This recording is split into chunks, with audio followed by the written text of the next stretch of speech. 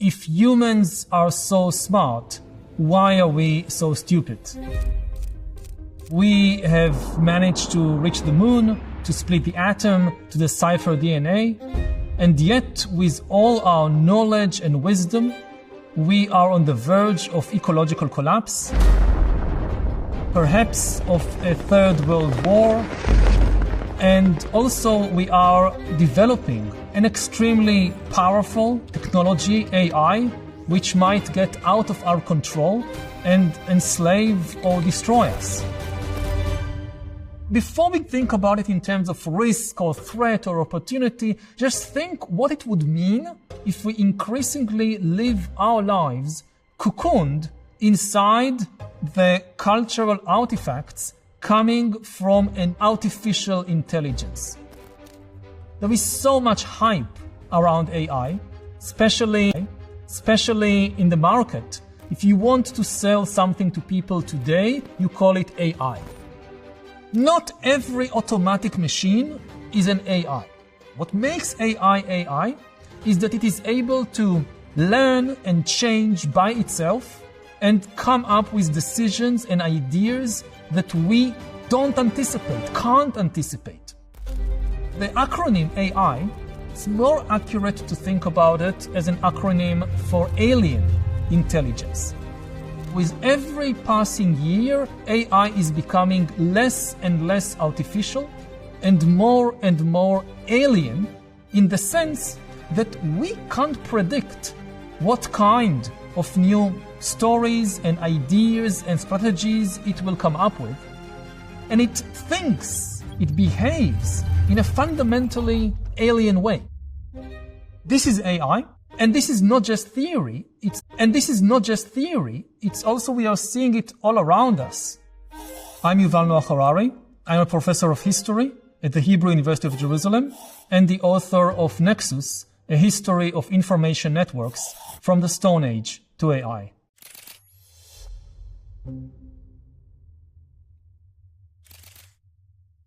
Whenever a new technology is invented, it changes all the social and economic and political structures, and it often does so in a non-deterministic way. For instance, in the 20th century, the rise of mass media and mass information technology, like the telegraph and radio and television, on the one hand, they now form the basis for large-scale democratic systems, and on the other hand, for large-scale totalitarian systems. Before the rise of modern information technology, ancient kings, even bankers and investors and financiers, as long as they are humans and not algorithms, there is always time off and there is always private time.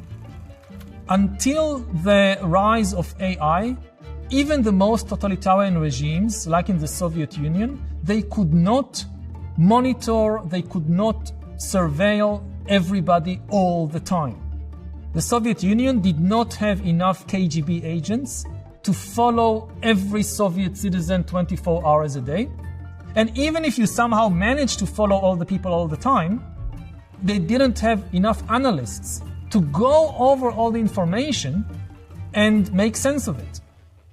So organic information networks, they always run by cycles. There is always time to rest, and there is always a measure of privacy. But we now see the rise of a new type of information network, which is inorganic, which is based on AI. It need not have any breaks. They are always on, and therefore they might force us to be always on, always being watched, always being monitored, and this is destructive for organic animals like ourselves. If you force an organic being to be on all the time, it eventually collapses and dies. And we see it happening all around us with a 24 hours news cycle that never rests. The markets never rest. Politics never rest. Anything you do or say at any time might be watched and recorded. It can meet you down the line 10 or 20 years in the future. So basically the whole of life is becoming like one long job interview.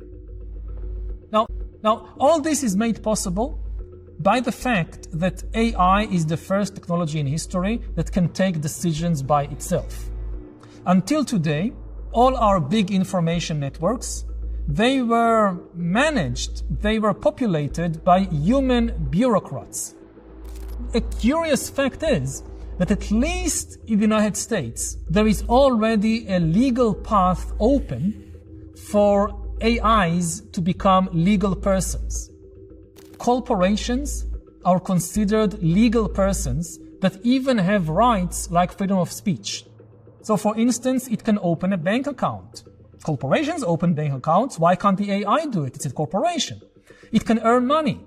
And then it takes its money and invests it. And because it's so good at making investment decisions, it earns billions and billions. We could be in a situation when the richest person, it's very easy to create fictional information. Because you don't need to research anything. You don't need evidence. You just come up with something and draw it. If you want to paint a truthful picture of anything, of a person, of an economy, of a war, you need to invest a lot of time and effort and money to research, to make sure that you get it right. If we just flood the world with information and expect the truth to float up, it will not, it will sink. So to deal with the era of AI, it should be clear that we cannot anticipate how this technology will develop over the next few decades.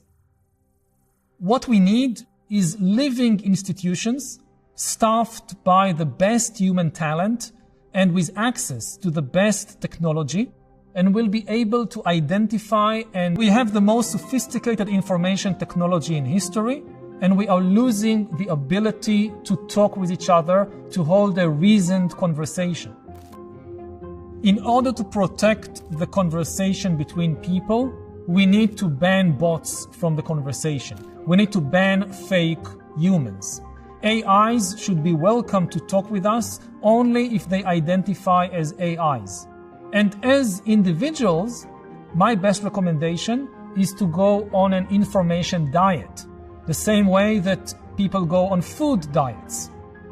Information is the food of the mind. More information isn't always good for you. It's actually good to, from time to time, take time for information fasts. When we don't put anything more in, we just digest and detoxify. And similarly, we should watch the quality of the information we feed our mind. If we feed our mind with all this junk information,